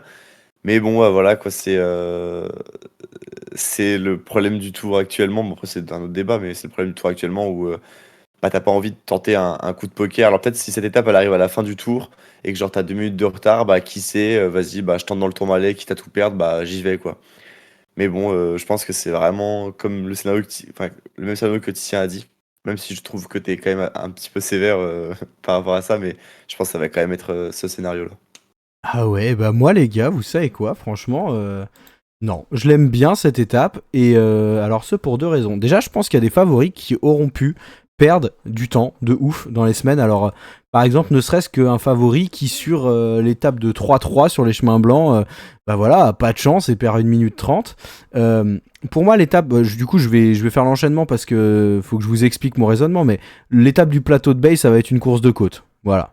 Pas de chance, on est dans les Pyrénées, normalement il n'y a pas de vallée, mais là on s'est débrouillé pour faire une étape avec de la vallée dans les Pyrénées, on en parlera après, mais voilà. Donc on va se dire, l'étape du lendemain, c'est une course de côte. Et je sais, vous allez peut-être dire, je suis matrixé par le Granon, machin, là, ce que vous voulez, mais, on l'a vu en 2022, on avait une étape méga dure, on s'est dit, ça bougera pas, le lendemain il y a l'Alpe d'Huez, ça a bougé comme jamais, le lendemain il y a eu l'Alpe d'Huez, ça a fait course de côte dans l'Alpe d'Huez. Et ben moi je le vois exactement comme ça. Je me dis que si des mecs ont perdu du temps, il y a 2 grosses étapes dans les Pyrénées. Il y a 2 étapes dans les Pyrénées. Il y a celle-là et celle du lendemain. Le plateau de Bay, c'est fixé, pour moi c'est scellé, ce sera une course de côte. Il y a beaucoup trop de vallées entre les bosses. Entre les cols, du coup, pas des bosses. Et celle-là, c'est la seule vraie étape où il y a peu de vallées entre les bosses, entre les cols. Si tu veux attaquer, tu peux y aller. Si tu veux faire le fou dans le Tourmalet, tout faire péter, mettre des mecs à l'avant parce qu'il y a 70 km de plaine avant pour mettre des équipiers, les récupérer dans la descente, te faire tirer dans la Hourquette dans 6 ans, et puis rattaquer dans Saint-Lary-Soulan qui est hyper dur. Si t'as émoussé tout le monde avant, il y a moyen de mettre des écarts de dingue. Moi, franchement, je me dis que TDS... T'as perdu du temps avant, t'as 2 étapes dans les Pyrénées comme j'ai dit, une course de côte qui pourra pas en être autrement, c'est celle du plateau de Bay, étape 15, donc l'étape 14, c'est l'étape des Pyrénées où faut faire des trucs. Et même si tu te dis on aurait préféré une course de côte en premier et une étape pour que ça flingue le lendemain, je pense que les écarts pourront être nécessaires pour que ça flingue dès cette première étape des Pyrénées. Moi, je suis pas d'accord, mais parce que tout ce dont tu parles, c'est très hypothétique. Tandis que si tu mets l'étape avec course de côte et surtout le plateau de Bay qui est extrêmement exigeant, il y aura forcément des écarts. Ça va forcément tout faire exploser. Ce qui fait qu'en fait, là, ce qui est très hypothétique, c'est que ça se trouve, au départ de cette étape, du samedi, là, de Saint-Lary-Soulan, tous les favoris se tiendront en 1 minute. Et dans ce cas, quand tu te tiens en 1 minute, tu vas pas prendre le risque de te tout faire exploser dans le Tourmalet. Par contre, s'il y a des favoris qui perdent gros dans l'étape de la veille, celle du plateau de Bay, et c'est sûr que ça va arriver, puisque là, pour le coup, ce sera la première grosse étape de montagne du Tour de France, et t'es sûr que dans une course de côte, il va y avoir des écarts qui se créent, alors tu es sûr que le lendemain, tu t'assures que ton étape avec enchaînement de col, elle sera forcément animée. Puisque des gens auront perdu du temps, il y en aura d'autres qui se. Si Vingegaard a attaqué aujourd'hui, cette année, pardon, sur l'étape du Tourmalet, c'est parce que la veille, il a vu que Pogacar avait une énorme défaillance et que du coup, il s'est dit tiens, il n'était pas en forme sur cette étape, demain, il faut absolument lui porter le coup de grâce. S'il y a eu le coup du Granon en 2022, c'est parce qu'il savait que Roglic était blessé, que Roglic, soit il n'était pas utile, soit il fallait l'utiliser, que dans tous les cas, il pourrait pas rivaliser avec Pogacar. Donc, ils ont sacrifié Roglic qui, de toute façon, n'avait pas les cannes pour battre avec Pogacar. Mais tout ça, là, aujourd'hui, ce qu'on imagine, c'est très hypothétique. C'est-à-dire que, enfin, moi, on a parlé de beaucoup de choses. Ça se trouve, ils vont tous se tenir en moins de 30 secondes sur le chrono. Il se passera peut-être rien sur les chemins blancs et peut-être rien dans l'étape du pas de Pérol. Et ils arriveront tous avec des positions serrées au classement général. Et avec le plateau de Bay avant, tu te serais assuré que dans tous les cas, il y a eu des écarts. Tandis que là, malheureusement, si le scénario où il s'est pas passé grand-chose et les écarts sont serrés se passe, avant, tu as eu 2 étapes de plaine où t'as pas pu jauger du niveau actuel de tes concurrents, bah tu prends la probabilité que tu prennes des risques sur un enchaînement de col est pour moi moins élevée que si tout a explosé la veille dans le plateau de Bay. Donc c'est pour ça que je trouve cet enchaînement mal tourné, mais voilà, c'est mon avis. Je pense toujours qu'il faut toujours mettre la course de côte avant l'étape à enchaînement. Mhm. Bah ouais, je suis plutôt d'accord avec tout ça. Vraiment, je pense que moi, ça va être mon gros regret que ces deux étapes enfin, comme t'as dit, Titien, tu vois, se placent comme ça dans cet ordre-là, quoi. Parce que quand même, l'étape 15, elle aurait pu quand même être vraiment, vraiment intéressante si elle avait été positionnée avant cette étape du Tourmalet. Mais bon, après, on refait pas la course. Ça se trouve, ça va se passer différemment de ce qu'on attend et de ce qu'on a dit. Mais j'ai quand même du mal à y croire, quoi. Moi, j'ai rien de plus à ajouter sur l'étape 14 et je sais pas si du coup tu veux détailler l'étape 15 quand même, Titien. Bah, l'étape 15, oui, je peux dire que c'est un carton rouge monumental quand même, mais en fait, il présente cette étape comme une des plus grosses étapes à plus gros dénivelé qu'il y a eu sur le Tour de France. Alors effectivement, il y a du dénivelé, mais qui a tracé cette étape? Enfin, alors, Ouais. au moins, c'est la seule étape où on a des paracols, mais ensuite, c'est quoi? Et puis ensuite, tu as une énorme partie de plaine, 2 cols, 60 alors qui sont très km. durs encore une fois. Alors franchement, cet enchaînement Menté porté d'aspect, il est quasi jamais pris dans ce sens-là par le Tour de France, alors qu'il est très dur. Et ça, c'est un gros big up d'avoir fait ça parce que c'est 2 cols terribles, hein, 9 km à 9% et 4 km à près de 10%. C'est terrible cet enchaînement. Donc là, tu pourrais dire qu'il se passe des choses. Il pourrait y avoir des coups tactiques chez les favoris. Malheureusement, derrière, qu'est-ce que c'est que cette zone de 65 km à 127 km? C'est plat, ça laisse le temps aux équipes derrière de se réorganiser, à la course de se reformer, pour ensuite un nouvel enchaînement encore très difficile à Niel avec le port de l'Ers. Et puis ensuite, on retrouve de la plaine. Et de toute façon, qui osera tout donner pour partir et faire un coup tactique avant le plateau de Bay qui reste un monstre avec près de 16 km à 8%. Donc, en fait, sur cette étape, tu sais que malheureusement, je vois pas les favoris se livrer avant. Et s'il y a des favoris qui sortent, c'est parce qu'ils ont perdu énormément de temps au classement général et qu'ils sont même plus dans la course au général. Mais on sait très bien que ça se jouera dans le plateau de Bay. Donc, je trouve ça dommage d'avoir gâché autant de cols qui sont des super cols juste avant pour savoir que ça se jouera en course de côte. Je comprends pas du tout comment ASO a choisi de tracer cette étape indépendamment de celle d'avant, de l'enchaînement, etc. Juste le tracé de cette étape, je sais pas ce que vous en pensez, mais pour moi, il est raté et c'est un gâchis, il y a une perte, on va dire, de beaux cols qu'on retrouve avant dans l'étape. Ah, je suis complètement d'accord. C'est vraiment le tracé, il donne pas du tout envie, alors que les cols, mais ils sont super intéressants. En fait, t'as cette vallée en plein milieu. Moi, je sais pas ce que ça fait là. Genre 60 km de plat, c'est beaucoup trop. Et même après l'enchaînement Agnès et Port de l'Ers, bah, t'as encore une petite vallée. Mais en fait, qu'est-ce qui va se passer, quoi? Genre, les favoris vont s'attaquer dans le plateau de Bay, ok, mais dans ce cas-là. Enfin, mais pour moi, ça va pas être non plus aussi décisif que ce qu'on pense, puisque bah, tu auras eu des portions de plat énormes juste avant. L'enchaînement, il est très mal fait. L'étape, elle est trop longue par rapport à ce qu'il y a. Et ouais, je suis vraiment, vraiment déçu de voir des noms comme ça, en fait. Des super beaux cols dans lesquels on aurait pu avoir vraiment des super batailles. Mais au final, enfin, quand tu la regardes, en vrai, quand tu regardes le profil de l'étape, tu te demandes, mais Ouais, qui a fait ça, quoi? Genre, franchement, c'est un massacre, je trouve. Enfin, franchement, je suis un peu peut-être méchant, mais je suis vraiment déçu. Enfin, je sais pas, en fait, je sais pas comment expliquer ça, mais enfin, tu peux pas. Enfin, c'est peut-être un peu hard, mais tu peux pas te permettre de faire une étape comme ça avec des portions de vallée. Enfin, t'as un col, une portion de vallée de 20 bornes, deux cols, une portion de 60 bornes, deux cols dont l'un tu ne descends pas en entier. Et puis ensuite, tu as une portion de quoi 20 km de vallée pour en finale arriver enfin à l'ascension finale. Mais t'as trop d'écart entre ta première partie de course et ta deuxième partie de course. Et en fait, pour moi, les difficultés elles sont tellement mal réparties que l'étape en devient gâchée, quoi. Ouais, j'ai rien à ajouter. Je pense que vous avez bien fait le tour. Ce sera pour moi une course de côte au plateau de Bay. Par contre, je suis heureux de voir le plateau de Bay. C'est une montée que j'aime beaucoup. Mais oui, l'avant, rien de plus à ajouter. C'est gâché en effet. On s'est habitué à mieux au niveau des Pyrénées depuis les dernières années, je trouve. Ouais, mais du coup, Théo, tu dis que t'aimes beaucoup le plateau de Bay, tu prévois de le monter bientôt? Déjà, je dois emmener mon vélo chez le Vélo 6. J'ai un problème de roue libre. Voilà. Oh là là, Je reste sur le grand ballon pour le moment, messieurs. Ouais, déjà t'as pas mal. raison. Et du coup, le lendemain, on arrive sur la journée de repos. Ce qui est bien, c'est bien en tout cas que ces deux étapes des Pyrénées soient avant la journée de repos. Ça incitera les coureurs à tout donner. Et puis, je te laisse la parole, Poppy, sur la suite des débuts de la troisième semaine. T'es Eh heureux de bien, présenter l'étape 16, hein? bah ouais, elle est magnifique. Elle est magnifique cette étape 16 avec évidemment la côte du Mas de Cornon, exceptionnelle côte. Non, mais plus sérieusement, allez, un petit pronostic. Je pense que je prends des risques. Ça va se finir au sprint. Voilà, Pareil. fin d'analyse.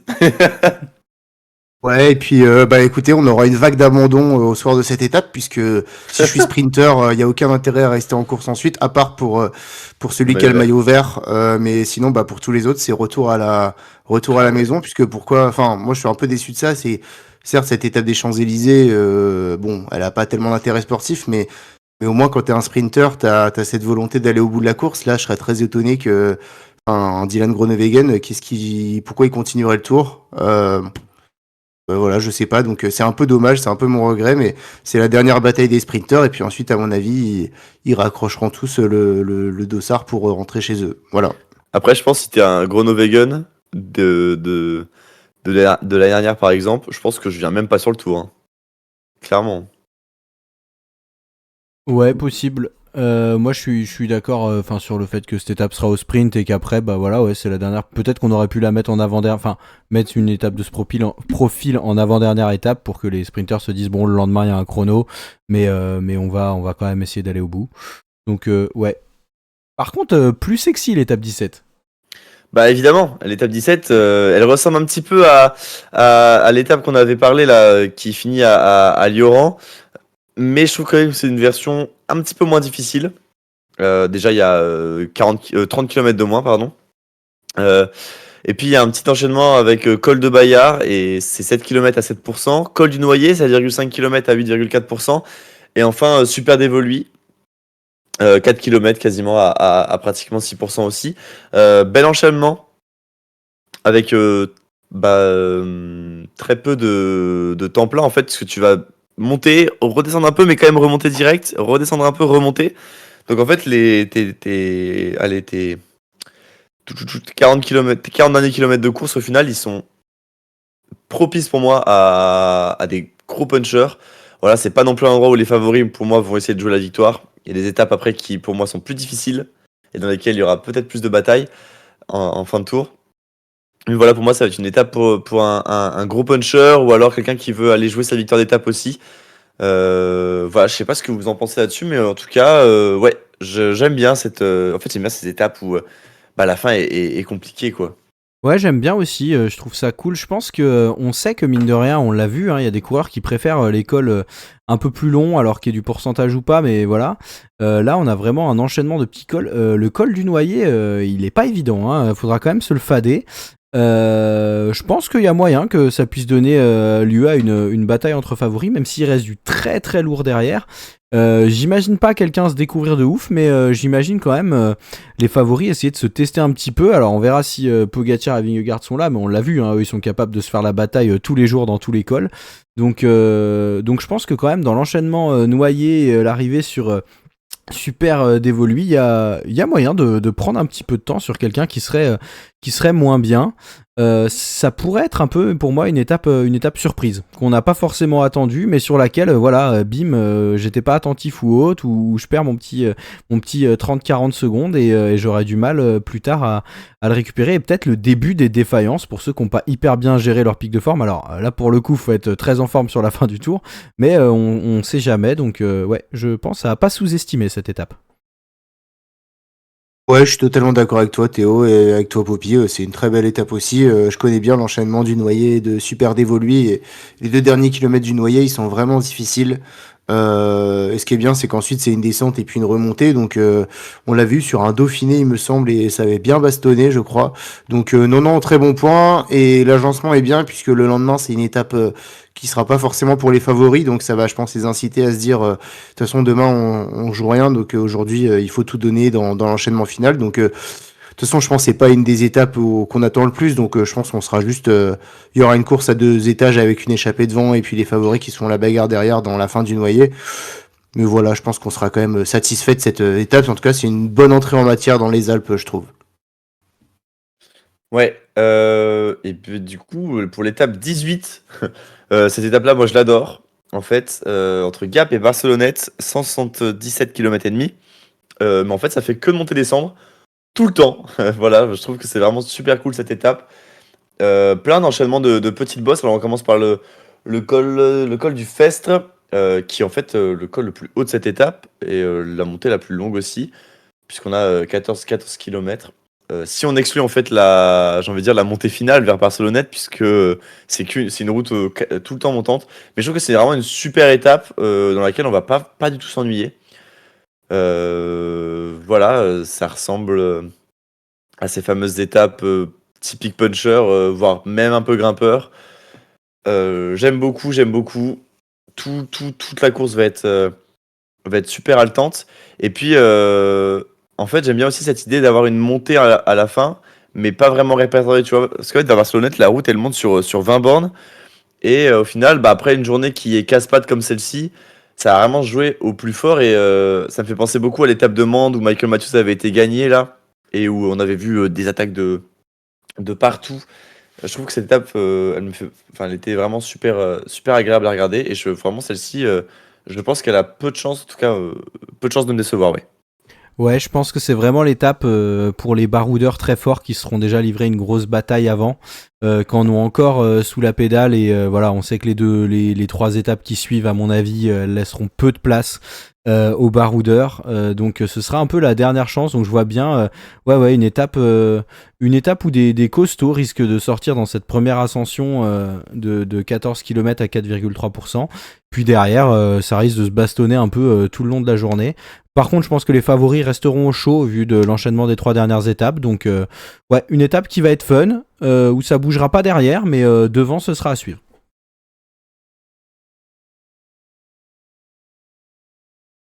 Ouais, je suis totalement d'accord avec ce que vous avez dit et bah voilà, Matej Mohoric devrait remporter cette étape à mon avis, elle est tout à fait tracée pour lui.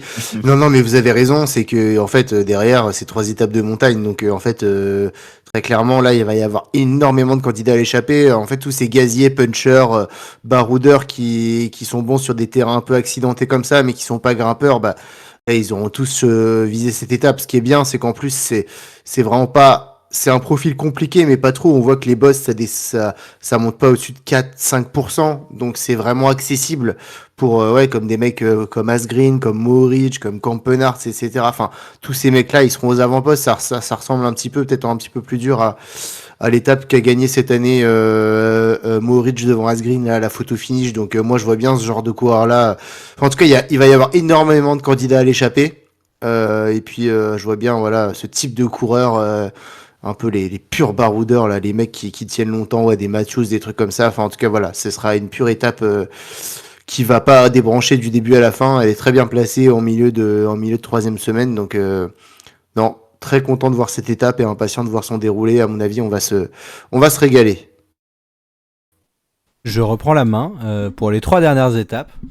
Ça a bien choisi ces étapes. Hein, ça a bien choisi. Ouais, bravo. J'ai commencé, je termine. Enfin voilà. Hashtag la façade.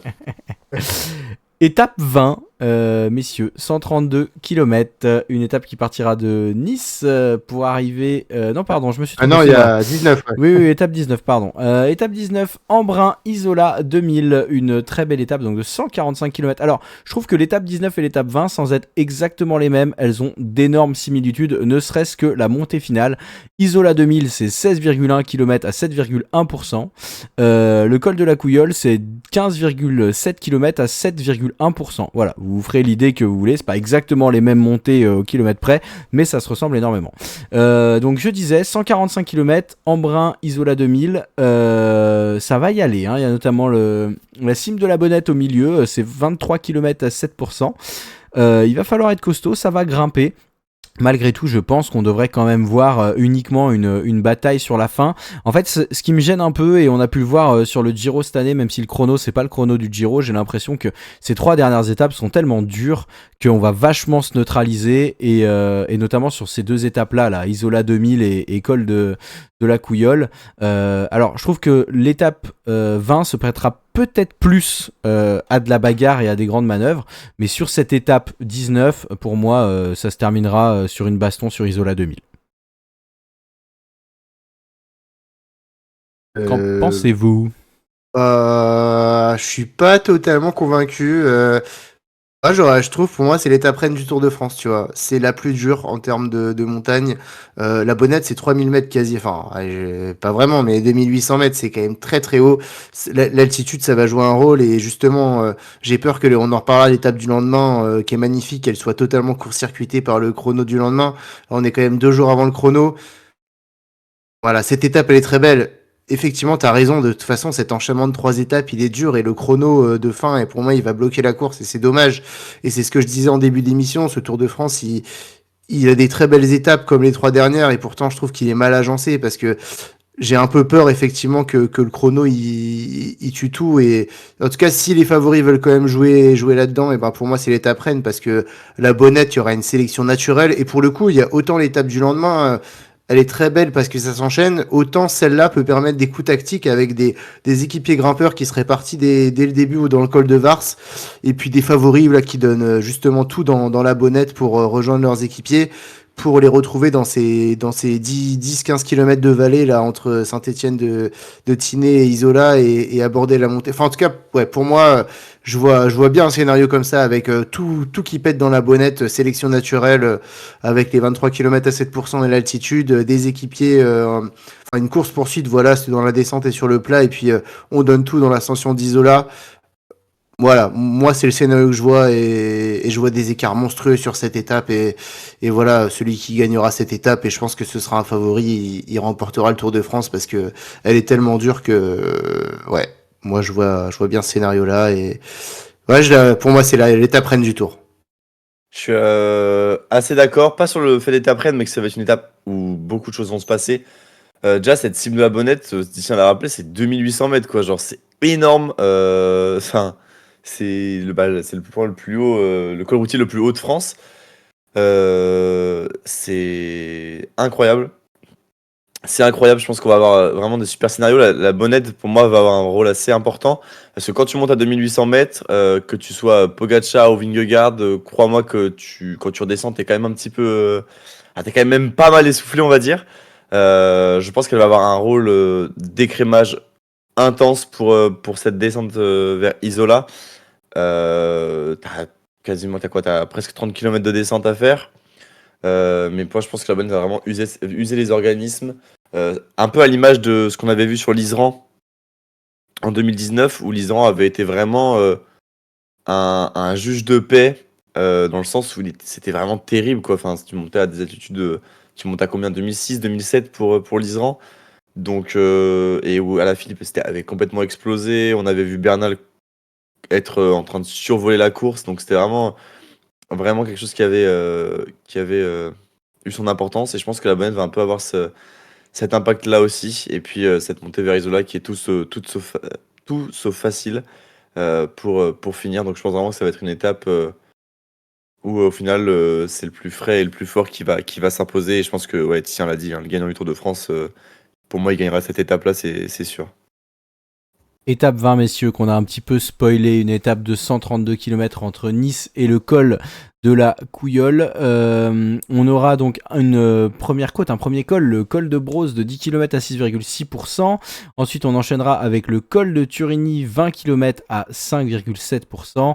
Ensuite, le col de la Colmiane, 7,5 km à 7%. Et puis pour terminer, le col de la Couillole, 15,7 km à 7,1%. Pas mal d'enchaînements. Et voyez-vous, moi malgré tout, je me dis que s'il y a des manœuvres à faire, je les vois plus dans cette étape-là où il y aura 0 vallée entre l'enchaînement de cols. Alors oui, il y a le chrono le lendemain, mais bon, de toute façon, si on a 2 minutes à rattraper et qu'il faut se bastonner, peut-être que ce profil-là, pour moi, correspondra un peu mieux que le profil de la veille. Mais comme dit, hein, moi j'ai quand même peur que tant celle de la veille que celle-là restent des étapes qui... Si en tout cas il n'y a pas de grosses manœuvres à faire, les favoris se neutraliseront. Ouais, t'as raison. Elle est trop belle cette étape et, et ouais, cet agencement, il est vraiment dommage et c'est dommage parce que si on avait mis le chrono avant les 2 dernières étapes de montagne, ça aurait ouvert la course de fou et les écarts du chrono, ils auront été faits, ils auraient tout tenté dans les étapes de montagne. Quoi qu'il en soit, moi je reste persuadé que c'est l'étape de la veille, ce sera l'étape reine qui va y avoir des écarts monstrueux. Il y aura forcément des perdants sur l'étape d'Isola et ils auront rien à perdre que de tenter sur cette étape.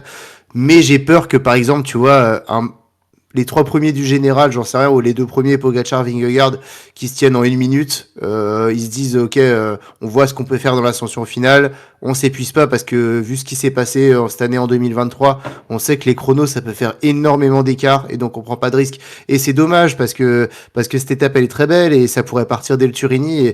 Et si ça part dès le Turini, pour moi, ce sera voilà des mecs qui sont entre la 5e et la 10e place du classement général. Mais pour tous ceux qui se jouent la gagne, je pense qu'ils attendront la Couillole et ça reste un col, la Couillole, 7% de moyenne, c'est dur, hein, mais c'est pas non plus... ça manque un chouïa de pourcentage, je dirais, pour faire des différences, même si on est fin de tour, et j'ai le regret vraiment qu'il y ait ce chrono le lendemain, on en parlera après, mais très belle étape en tout cas, et j'arrive pas à imaginer le scénario, toujours est-il que voilà, j'ai peur, comme pour la première étape dont on parlait au tout début du parcours, que ça soit une très belle étape, mais qu'elle soit pas bien placée dans la course. Et bah là, c'est pareil. Je trouve qu'avant le chrono final, il y aura peut-être trop d'enjeux pour le lendemain et un manque de prise d'initiative dû à ça des coureurs. Mais encore une fois, ça, c'est les coureurs qui font la course.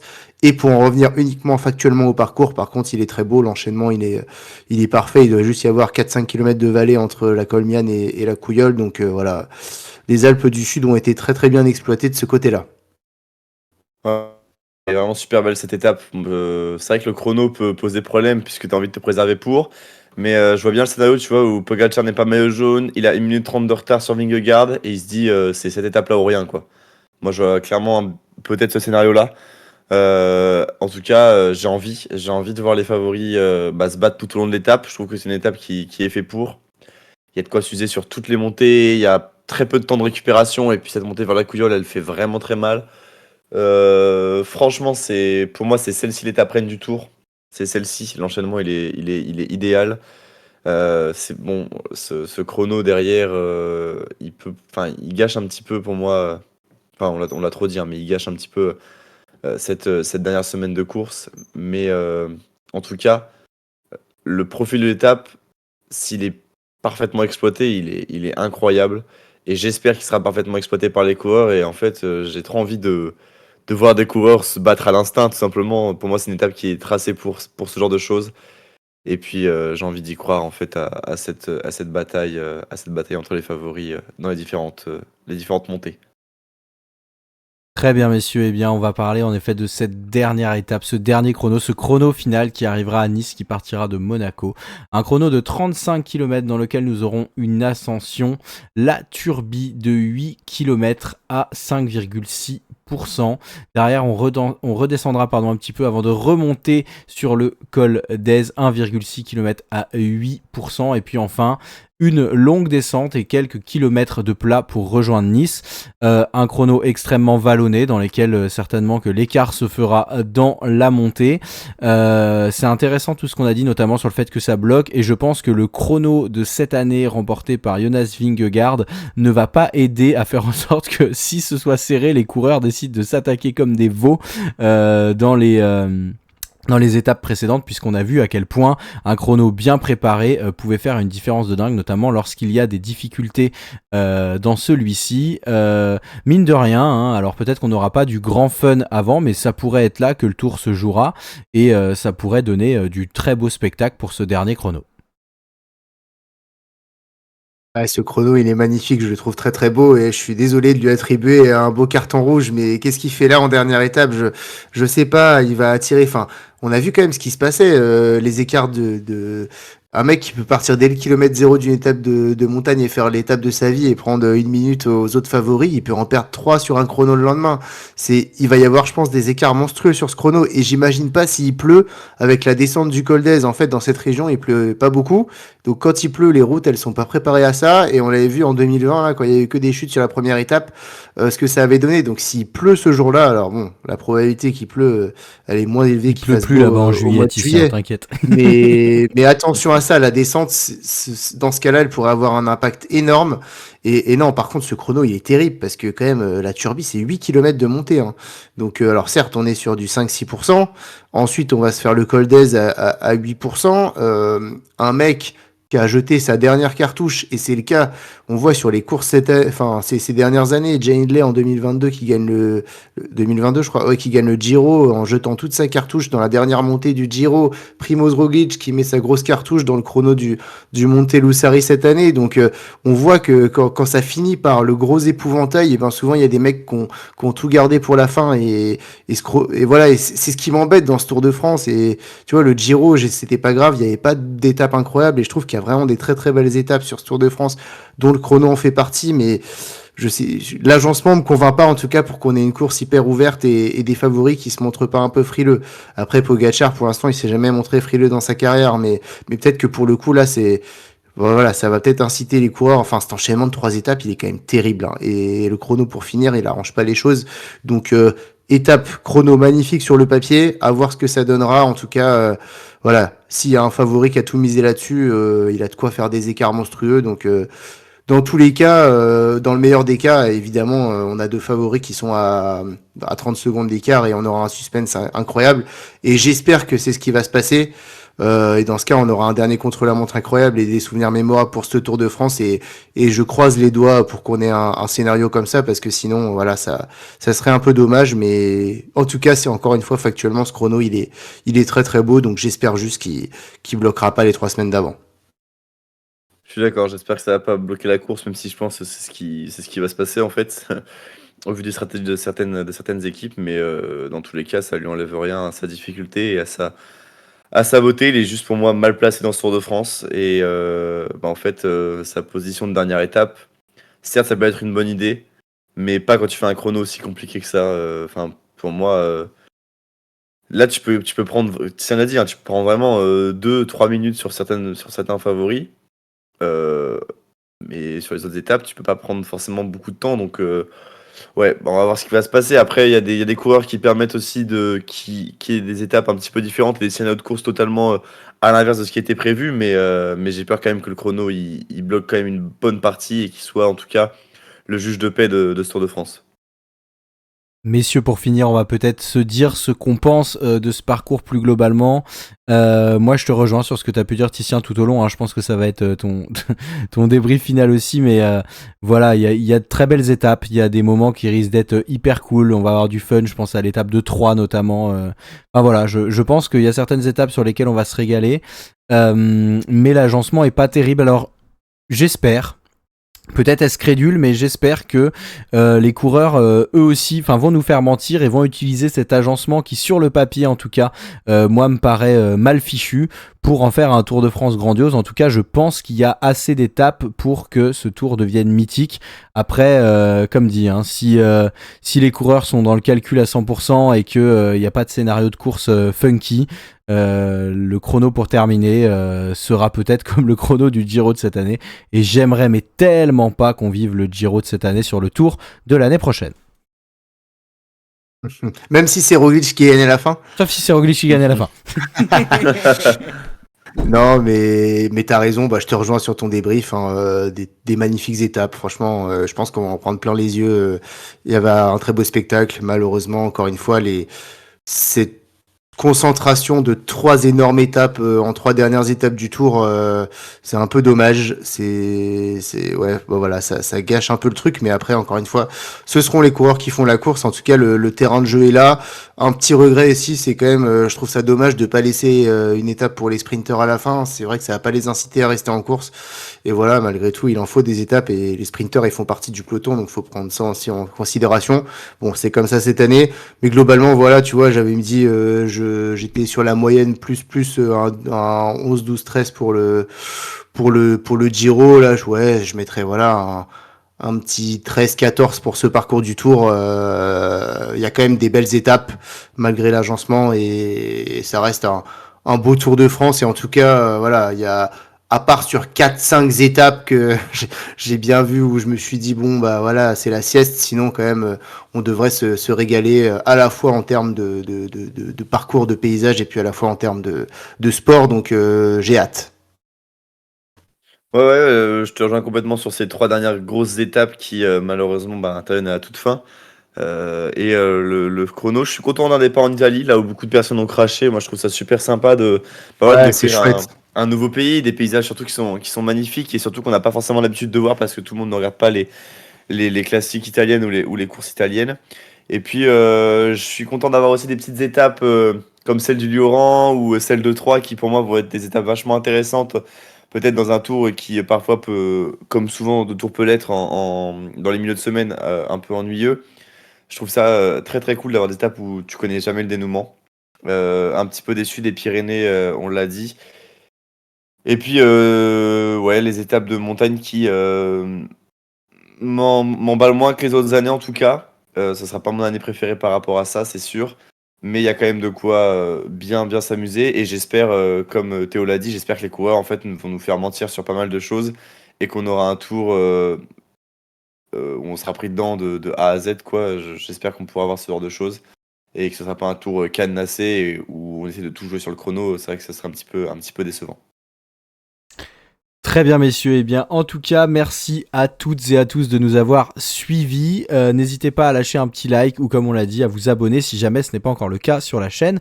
Et puis si vous souhaitez nous rejoindre et nous soutenir financièrement, vous pouvez le faire en adhérant à l'association Radio Fringale. Pour ce faire, cliquez sur le lien Hello Asso dans la description. Vous pouvez nous rejoindre pour 5€ avec le pack numéro 1 pour devenir adhérent, et puis avec le pack à 25€ pour avoir ce magnifique t-shirt Vanderdog dessiné par Ella Coutances.